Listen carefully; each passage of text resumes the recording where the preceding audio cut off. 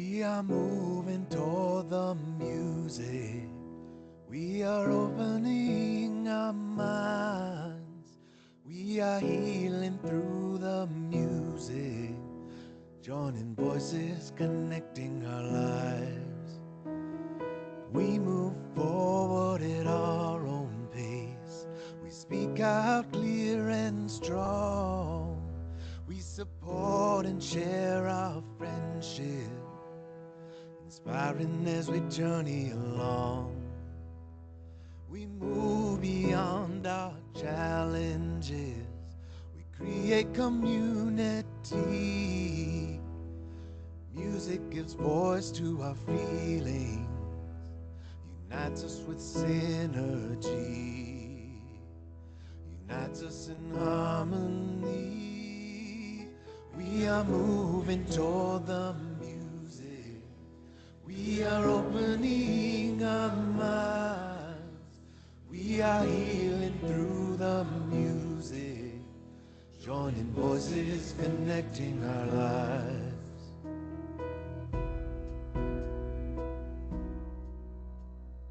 We want to say thank you for sharing energy with us here. We sing out from our hearts. We sing out loud and clear. Let's continue our journey through connection and song. We've learned a lot from each other. Create gives us a place to belong. Create gives us a place to belong. We are moving toward the music. We are opening our minds. We are healing through the music, joining voices, connecting our lives. We are healing through the music, joining voices, connecting our lives.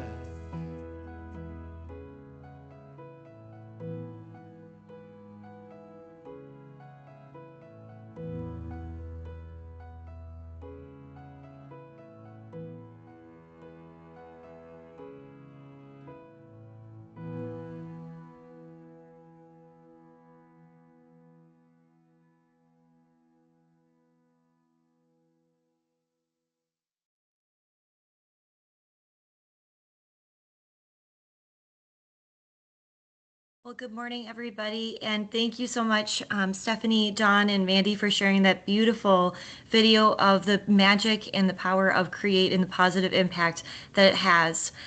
Prior to kicking the presentation off today, I want to tell you a little bit about our presenters. So, just give me one moment. Beginning with Amanda or Mandi Verstegen. Mandi is a board-certified music therapist since 2015. She currently serves as a staff music therapist at Methodist Hospital. Mandi began her work in medical music therapy while pursuing her master's degree at the University of Minnesota and completed her clinical internship with Park Nicollet in 2015. Since then, she has been grateful to continue her work with Park Nicollet, where she also serves as a supervisor for music therapy interns. Second, Don Miller. Don is honored to have been the first board-certified music therapist at Park Nicollet, beginning 30 years ago when her position was launched with funding by a grant from the Park Nicollet Foundation. She is currently the Music Therapy Internship Program Manager, in addition to providing music therapy for patients at Brown Shoe Cancer Center. Don completed a fellowship in the Bonney Method of Guided Imagery in Music, which is a specialized music therapy method. She has also presented at national conferences, published music therapy articles, and has been honored with the Health Partners President's Award and the Music Therapy Association of Minnesota Lifetime Achievement Award. Don is grateful to the Park Nicollet Foundation for their support of music therapy throughout the years. Last but not least, Stephanie Kims is a board-certified music therapist at Struthers Parkinson Center. She's a licensed neurologic music therapist and is trained in the Ronnie Gardner method of body percussion. Stephanie completed her internship in 2006 at Park Nicollet, which included Struthers. Almost 2 years ago, Stephanie returned to Struthers and is honored to work with the patients there and supervise music therapy interns. Well, without further ado, I will kick it off to you ladies to begin your presentation. Thank you so much for being here today. Thank you, Abby, for that kind introduction. And we are so excited to be here to talk about, our favorite topic, music therapy. And so thank you to each of you for taking time to join us today. And I'm Dawn Miller. So Park Nicollet's really fortunate to have music therapy across several settings here at Park Nicollet. And so I'm at Frauenschuh Cancer Center. You'll hear from Mandi to talk about her work at the Methodist Hospital inpatient area, and then Stephanie will talk more about Struthers. We also have wonderful music therapists within our Park Nicollet Hospice program. I help run a program called Harmonicas for Health with our pulmonary rehab, and we meet twice a week, and this is a group of folks who have different lung issues, and they come together to learn to play the harmonica. It's wonderful pulmonary workout for them. We also have a newer program within the mental health program of Daybridge West that has some part-time music therapy hours. Our health partners, friends, also have music therapists within their hospice programs and within 3 of their hospitals. But I do want to say that we hear all the time from our patients, why can't there be more music therapy? I want more of this. And especially after they've experienced music therapy. And I would say our leaders too, when they hear about the impact of music therapy on their patients, they want more access. More music therapy needs to happen. Do you know that we have a nationally known music therapy internship program? So we are a national roster program with the American Music Therapy Association, which basically means that we have guidelines, we have competencies that we must meet. All of our interns have a music therapy degree, and then they come to us and really from across the country, and they have 6 months full-time, 1,000-hour internship, and that's the last step before they can complete their board certification exam. We recently welcomed our 185th intern here. We really feel like this is a very cost-effective way of expanding music therapy services across Park Nicollet. This photo is kind of fun. This was a gathering that we had to celebrate our music therapy internship program and had some support from our foundation to sponsor this wonderful event. And these are all former interns that you see in this picture. So what is this thing called music therapy? You see the official definition here by the American Music Therapy Association, and I really want to highlight the 3 things that are in bold font. So music, of course, individualized goals, and a therapeutic relationship. So this is not the random use of music. These are very specific music therapy interventions, and you'll hear more about those later, to accomplish individualized goals. So what's that symptom management that needs to happen for our patients? How can music therapy impact that? And then it's the therapeutic relationship between the music therapist and the patient, and of course the music. This is not just randomly push some recorded music and walk out the door. So typically in these individualized goals, these are not, I want to learn to play the guitar. These are things like, I want to manage my pain and not take so many pain meds, or whatever the symptoms might be, whether it's anxiety, mobility, mental health symptoms.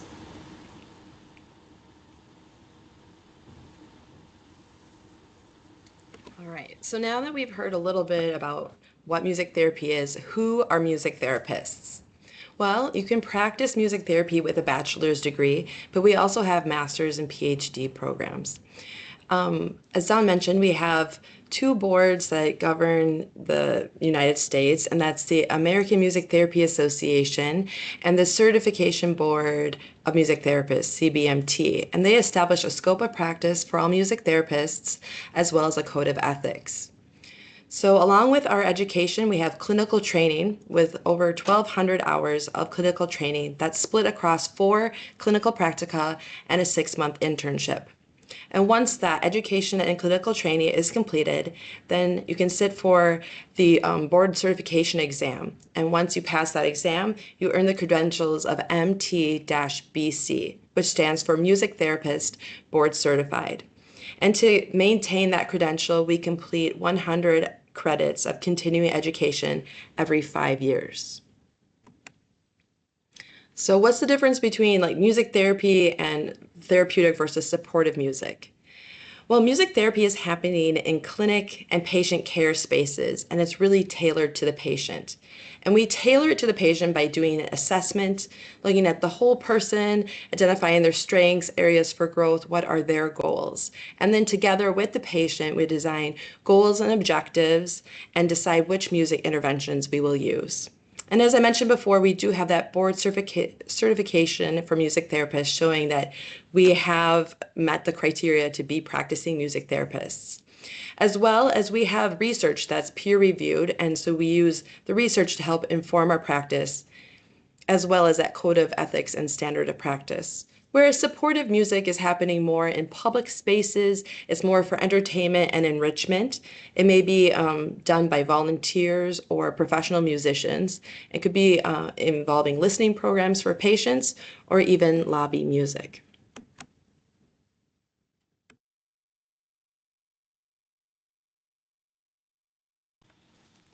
So as we're talking about where music therapy is, how we're using music therapy in these individualized goals and how to meet them, I want to talk a little bit about sort of the mechanisms of music therapy, the why music therapy, why in the evidence base is it proven effective in some of these spaces to meet patient need. So we know that music is processed in all areas of the brain. It's one of the modalities that lights up as many parts of the brain simultaneously as just about anything. More than many other modalities, music really sort of touches us in many of these neurological ways. We know that music elicits physiological responses, so we see that it has effects on blood pressure, heart rate, respiration rate, pain perception, which are all things that certainly figure into each of these clinical areas and more. We know that when pleasurable music is heard, our brain releases that great feel-good chemical, dopamine, right? So that can help in memory, behavior, cognition, attention, sleep, mood, learning. Again, all of these things have ties to each other as we're thinking about overall wellness and healing. Music captivates and maintains attention. Music is processed in the emotion centers of the brain. That maybe is not news to you. Maybe you can call to mind a time in your own life where you've been really affected by music, maybe even in a surprising way, where a tear comes to your eye or you're just feeling things in a different way with music present.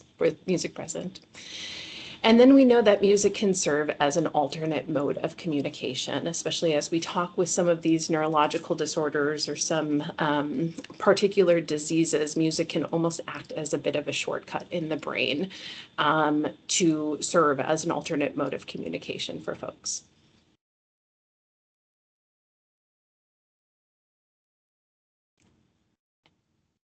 And then the mechanisms of music therapy sessions that really help it to meet people wherever they're at. So I often say music therapy meets people in whatever moment they're at and guides them closer to where they'd like to be. So we know music therapy is evidence-based. It's rooted in research. As Dawn was saying, these are not random interventions. These are highly tailored, individualized sessions that meet specific goals and are rooted in evidence. No previous musical experience is required. Sometimes I say that musicians are even a little bit trickier because they sometimes have these really formed ideas of what music is and should be. It really is designed in so many ways to meet people where they're at and who they are, right? Patients can participate in music therapy even with diminished capacity. So I would say truly, sometimes the only criteria is you probably can't actively hate music, but otherwise it all works, right? We can always find a way to meet a patient where they're at. Sessions can be easily structured around a patient's capabilities, which of course can always be a spectrum in these settings where we work. It can help patients' participation in their own care, which can be really helpful in terms of medication that folks are taking, coping skills, how they're moving through their own treatment. Music can help foster a sense of autonomy, right? There are so many things, especially when we receive specific diagnoses, that we do not have control over, right? So something like music therapy, a modality like that, can truly offer people a space to have a bit more command in their experience. It's low risk and high impact, and we know it can positively impact patient experience, family, staff, and the overall healing environment.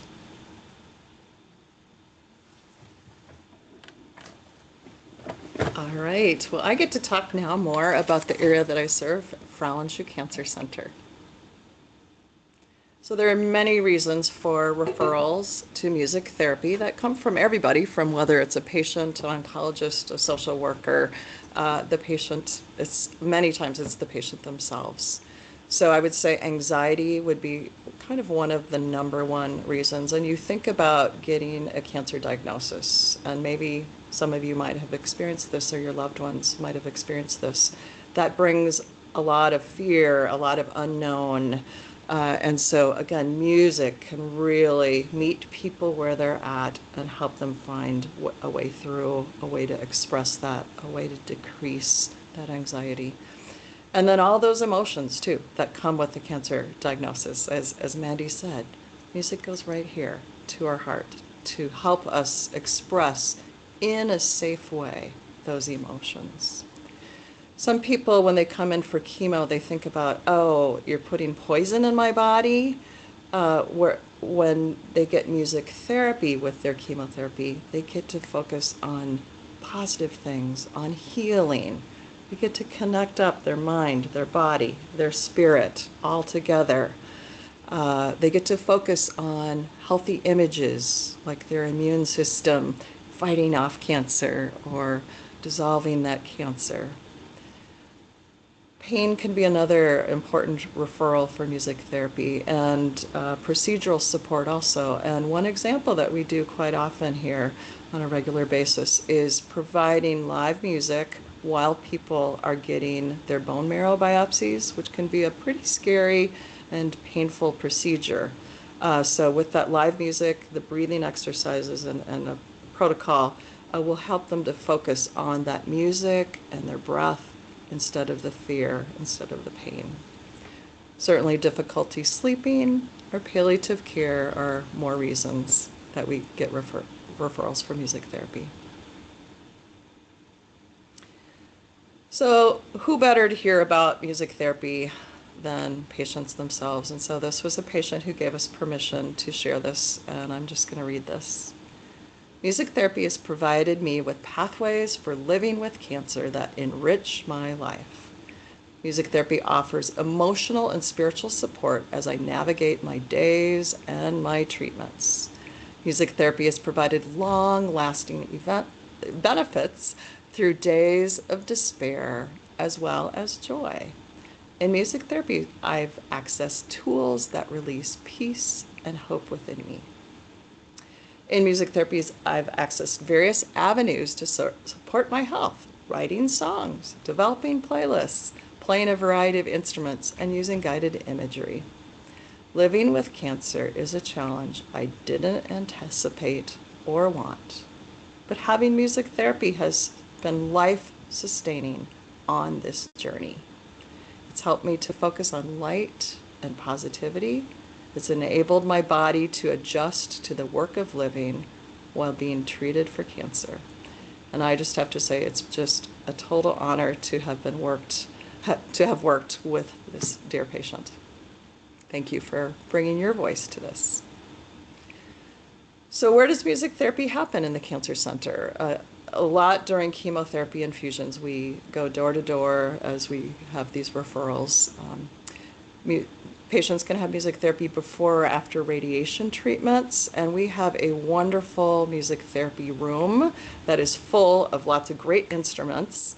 Also has this wonderful music therapy vibroacoustic chair. So it's a big leather recliner, and it has a big subwoofer in it, speakers, and as you lie back in this reclining chair, you feel the vibrations, and it's like a music massage. Imagine that. We also do co-treatments with massage therapy, healing touch, spiritual care, social work, you name it. We come together as a team to support our patients. Music therapy is also involved in many of our groups. In fact, most of our cancer support groups start with a 5 to 10 minute music therapy, music assisted relaxation experience, just to help people arrive, center, relax as they begin those groups. We also have a specific group called Wellness for the Cancer Journey that is specifically music imagery, creative arts. This photo that you see here is a picture of a drawing that somebody did as they thought about what their cancer was like. Some of the interventions we use, lots and lots of personalized music-assisted relaxation techniques. So live music plus guiding somebody for however they might need that day to relax. Certainly guided imagery, so whether it's a beautiful, peaceful place, whether it's thinking about healing, whatever personalized imagery comes for them. And again, I'm trained in this specialized method, which is more of an advanced music psychotherapy method using guided imagery. We use also mandala drawing. I have some more training in that. Just, again, more ways to express what they're feeling, to focus on healing that don't involve just words or don't involve just us being up in our heads. Patients are invited to improvise with us on our various music instruments. And we have lots of kind of instruments that are relaxing, that are easy for people to play. A reverie harp, a steel chime bowl, drumming, singing, you name it. Bring it on in music therapy.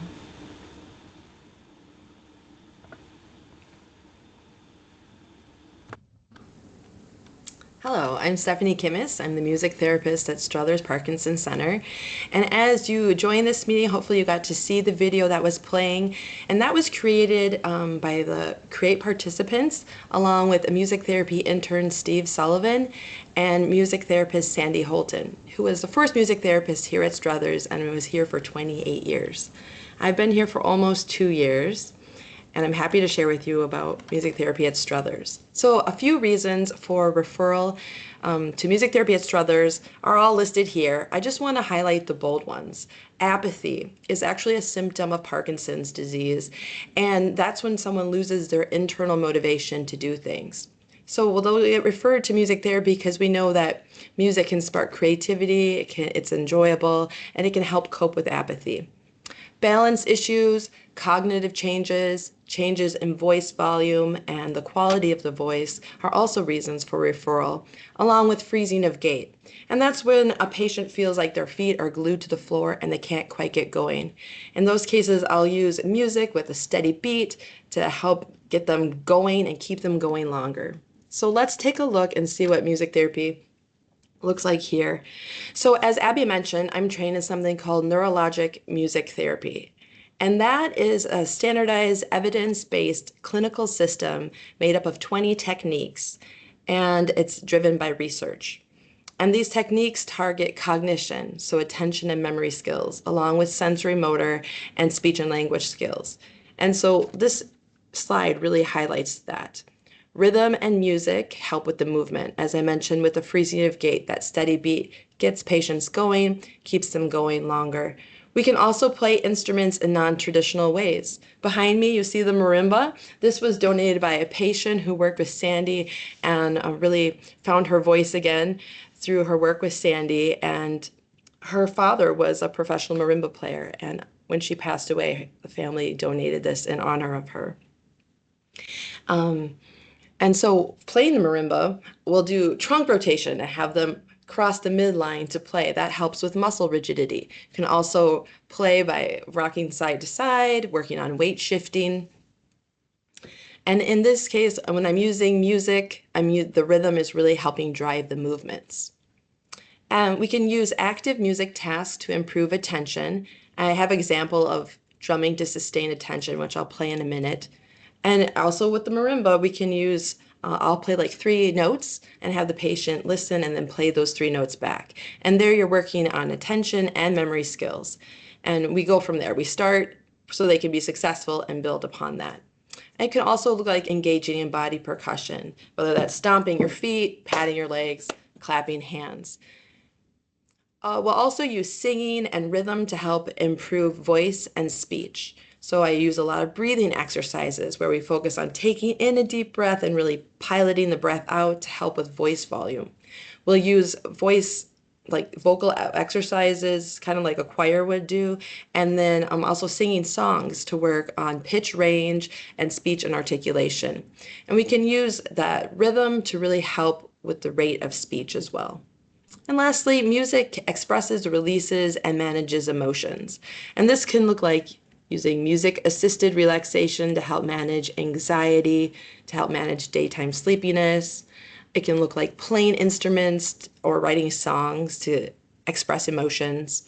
And it can also include listening to preferred music and creating like a playlist to help move the patient from where they're at to where they want to be mood-wise. So let's look at a few examples. Here we have Sandy Holton. She's having a patient play the paddle drum, crossing the midline to work on that trunk rotation.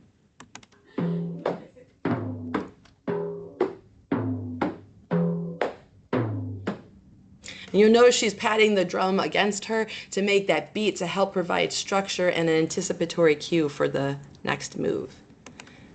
Oop. Here, this is the drumming for sustained attention. Normally it would be much longer, but for the purpose of this clip, it's very short. We start with a steady beat, and then I'm going to change my playing, and the patient needs to notice that and then be able to join in.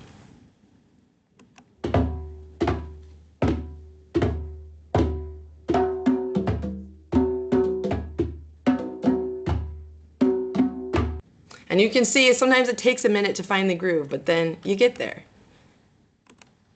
And lastly, we're going to use the marimba to work on sidestepping to help with balance, to help with keeping the feet apart, and also help with awkward steps. This patient sometimes gets awkward steps, which can lead to falling. You don't want that. So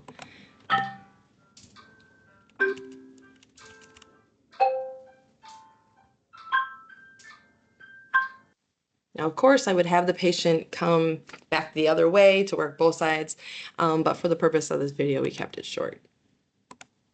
So, music therapy at Struthers is showing up in 3 different areas. One is the clinic, where I see patients individually to provide music therapy services. And there we're really doing an assessment, having goals and objectives to help them improve the quality of their life through practicing those music interventions, and then we want to fade the music so that the function remains and they can transfer those skills into their daily life. I'm also involved with team assessment clinics, and that's when a patient who's new to the clinic or has been at Struthers for a while but has had a change in their progression of their disease, they will meet with all the therapists, the social worker, the nurse, the neurologist, get reassessed, and learn what other interventions, what exercises they could do, opportunities that are available to them. And as part of those teams, I talk about what music therapy is, how I can support them. We talk about apathy and also the benefits of relaxation and provide a sample of music-assisted relaxation. And then I also do co-treats with physical therapy, speech therapy, and occupational therapy. And we mentioned the CREATE program earlier. It is an acronym that stands for Center for Research, Education, Artistic, and Therapeutic Endeavors. We have a weekly in-person group that meets for 3 hours and an online group that meets as well, and music therapy is a part of each of those. And we also have a Parkinson's online choir that meets several times a month to really exercise our voices together. Lastly, we have some groups at Struthers. One is the Music for Wellness class that meets monthly. In that class, I'm really using those neurologic music therapy techniques to help. And I usually just choose a couple domains. So maybe we'll work on some motor skills and attention. Other times we'll work on voice and attention or memory. We change it up. And then the Brain and Body Beats class series. This is a newer series that I started. It meets for 6 weeks, 1 hour each week, and it is involving the Ronnie Gardner method of body percussion, which Ronnie Gardner, who's a jazz drummer, created this method that he wanted to help people with neurological conditions. And he also read research and worked with neuroscientists to come up with this. And it's just, he's relating to the drum and using body percussion to help people get their bodies moving, to really work their minds as well. So just a few quotes from patients. One patient after an individual music therapy session said, "I found my voice." And a participant after Brain and Body Beats said, "It's helping me get my rhythm back." So with that, I'll turn it over to Mandi.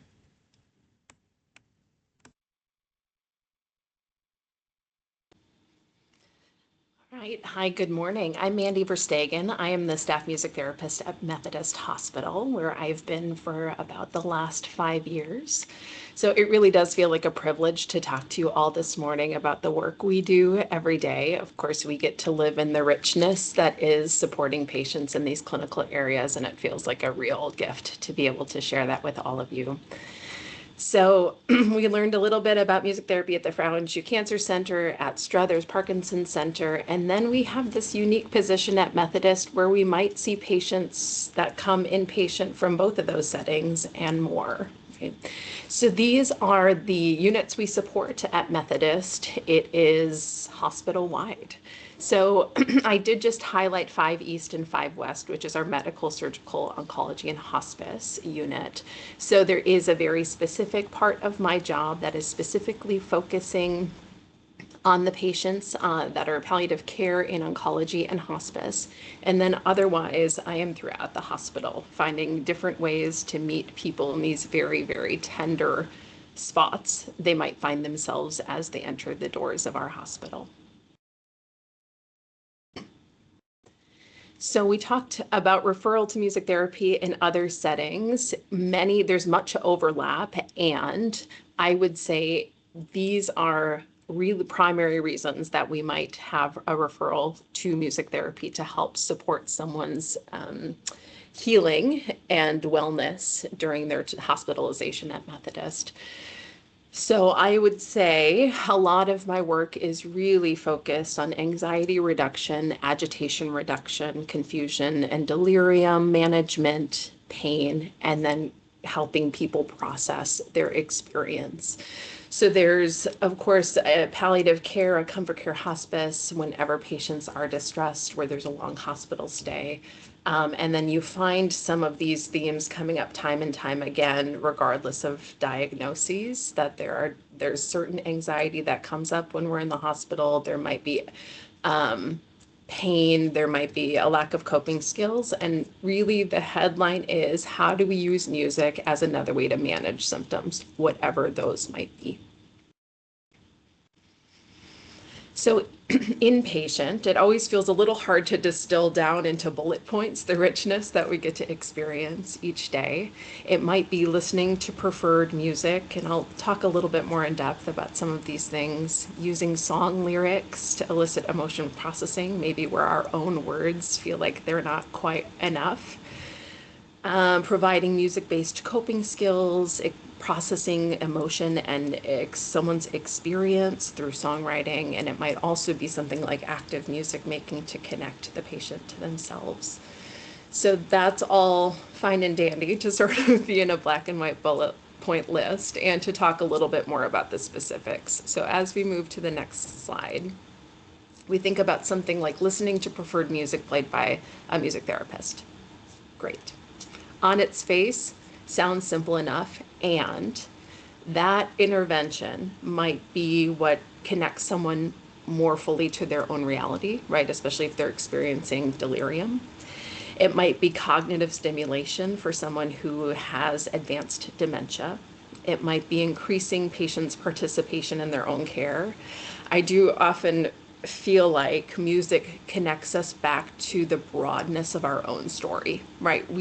When we're in the hospital, it's such a specific chapter in our story. Music has this way of just kind of reminding us who we are, right? On a larger timeline, on a larger scale. So that can connect folks back to themselves, and that can lead to all sorts of benefits and gains. It might be connecting someone to their support system, right? In addition to connecting someone to themselves, processing emotional experience. So when, especially in the hospital setting, we might have people at these really crucial transition points, right? It might be someone who's just received a new diagnosis. It might be someone who has decided to stop active treatments and move to a comfort approach. Sometimes I'm just in awe at all the walls of the hospital hold in terms of what people are experiencing at any given moment in time. And there's a lot there. And to really be able to sit in some of our experience in that, I remember having a patient who, you could tell once she received her new diagnosis, she was kind of just going through the checklist. Okay, now I have to do this. Now I have the biopsy. Now I have this. And during the music therapy session, that's when she was really able to connect to her own emotions and experience about it, right? It's about the action items, and it's about how you're really walking through your experience and hopefully doing it in a way that's fully embodied. And then, of course, normalization of the setting and circumstance to remind us of the bigness of our stories and experience. And that's all in just listening to music. I shouldn't say just, but I think what I'm saying is that it seems really straightforward on its face, and I think that's sort of the elegance of music therapy sometimes, is it looks a certain way. It looks like people participating in music, and it is doing so much in terms of our mind, body, and spirit. Music therapy may look like processing your experience and emotion through songwriting. So this is one example that I have where I was in a patient's room and she was talking about the song Part of Your World from The Little Mermaid. And we were able to take that and really think about that in the structure of the I Wish song. So the I Wish song in any of these movies and musicals is where the protagonist stands up and says, this is what I want, right? This is what I hope for in my experience. And so, yes, it was part of your world, and it became part of this larger discussion about what is it you hope for right now, right? And that can be a good check-in point as people's goals of care change throughout their disease progression, throughout their health experience. Composition is a way to name specific feelings, right, in just a different structure. And this can be a highly guided experience, right? We're not just going to throw a guitar in your hand and say, write a song, right? That's not in most people's skill set, but it's an accessible medium to be able to really explore these things in a new and creative way. It might be using song lyrics to facilitate emotional processing. I don't know if you've ever had that experience where you know the felt sense of what you're experiencing, and then you hear a song or you hear it someone put it in a specific way and you say, yes, that's it, right? I think sometimes music can be that for us, where we hear it sung or we hear it shared in this way that, one, reminds us that we're not alone, right? Just by some deductive reasoning, the fact that it exists in a song indicates someone somewhere has felt this before, right? So these are a few snippets of some lyrics that have come up in past music therapy sessions. You get some bonus points if you can identify some of the source material for these lyrics, and I do have a slide later that will let you know if you were right. Moving on to the next slide. It might also be providing music-based coping skills. So how are we moving through, again, symptom management, disease progression, whatever it might be, that really equips folks with ways to help manage, right, their experience.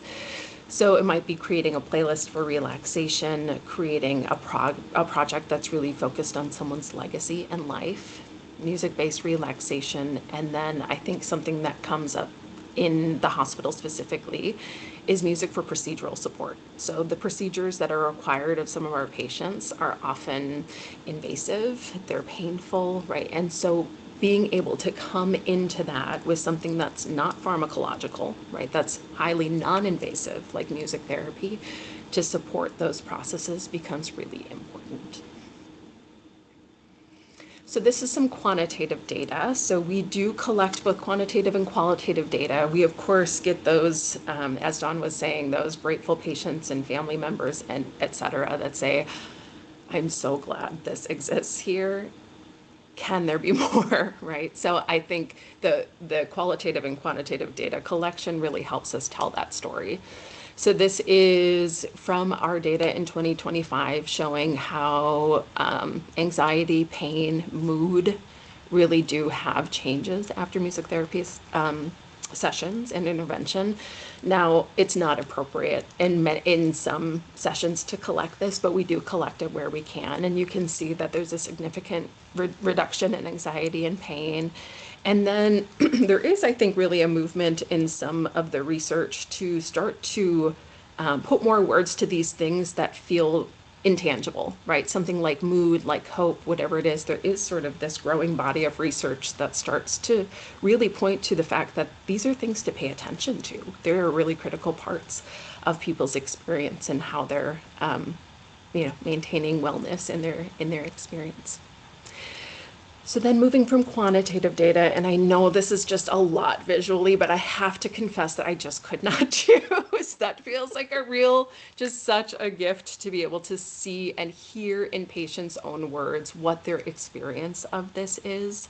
So you can kind of read at your own pace. But again, I just felt really honored, as Dawn was saying, just honored to do this work, honored for folks to take some of these things away. Really, I knew this would be good, but I never imagined this. It feels so nice that the hospital has this. It means so much. And so when those things come up where patients' family are saying it feels so good that the hospital has this, I just can't help but thinking, yes, music therapists can do the work and sit here until they're blue in the face about talking about the benefits. And it's a greater system of staff who are making meaningful referrals, of donors who are helping the program continue and be robust as much as it can. It's other folks like all of you who are joining us here to learn more, to take an interest, and to really see where we can provide services and really provide benefit for our patients. Some examples of additional support at Methodist.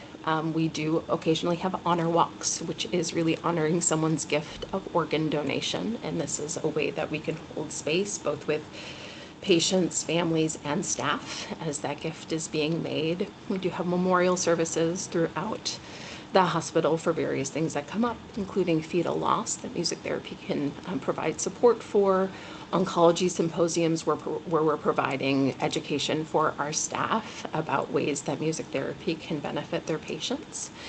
And then staff support. So that might look like collaboration with spiritual care, collaboration with integrative therapy. We know this is all a part of a puzzle, of a system, right? And wellness at each part of, at each puzzle piece is really critical. So those are some additional examples. Here is your answer key. Again, you can give yourself a little pat on the back and or some arbitrary bonus points if you were able to identify any of these.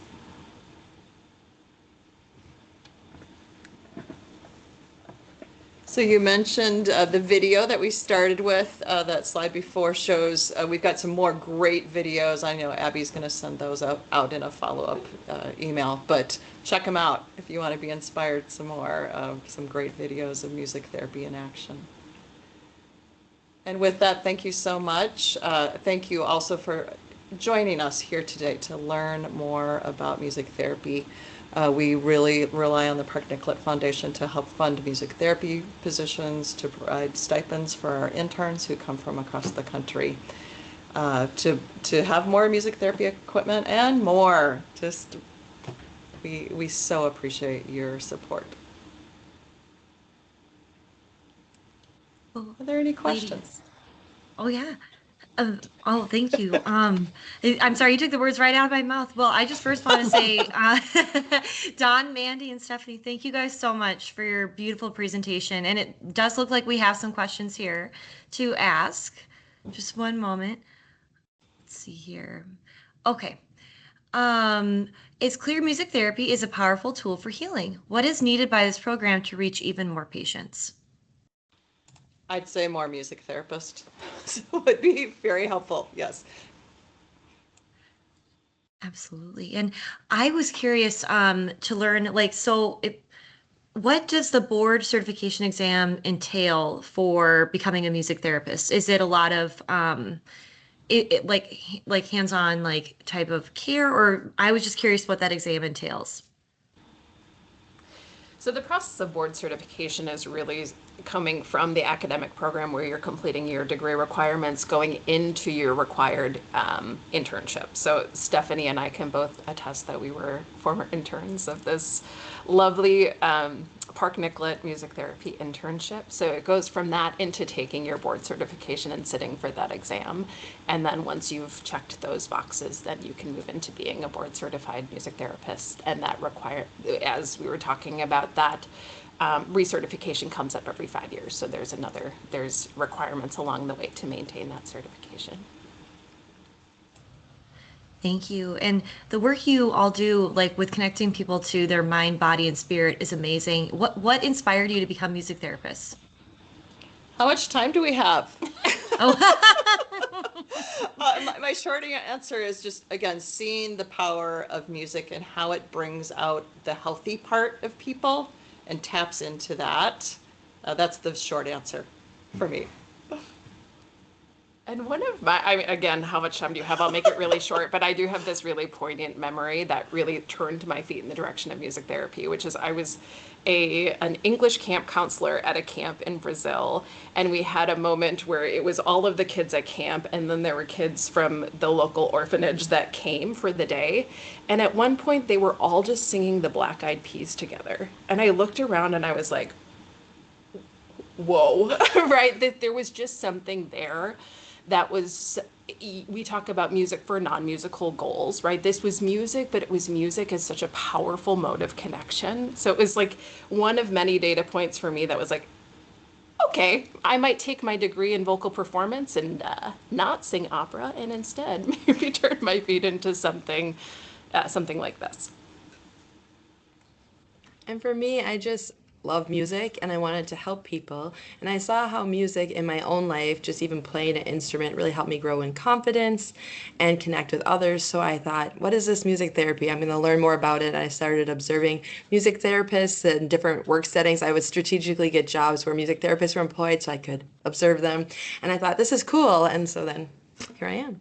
I love it. Thank you. And Dave, please enter your question in the Q&A, and I'd be happy to read it off to the speakers. We do have another question, ladies. Is that common for musicians going through the internship program actually staying on as staff afterwards? I believe at Health Partners and Park Nicollet, we have maybe 19 music therapists, and about 13 of those are former interns. So isn't that cool? So I would say it's less of a guarantee that folks would go through their internship and then get a staff position. And that's one of the real benefits of our internship program is we're able to see so many folks that are coming from different parts of the country. And we have this really beautiful group of people that we can start to think of when these positions come up. So I would say, of course, it's not a guarantee, and it feels so. I mean, even speaking from my experience in my internship, when an opportunity came to come back to Park Nicollet, I was like, oh, absolutely. What do I have to do? That's amazing. I love hearing that. And so if anybody has any questions after the coffee and chat, is it okay if I email them over to you and connect them? Absolutely. By all means. Wonderful. Well, everyone, thank you so much for joining us today. And again, Dawn, Stephanie, and Mandi, thank you for the beautiful work you do. It's amazing. It was so much fun to learn about it today. Thank you. Thank you all so much. Thank you.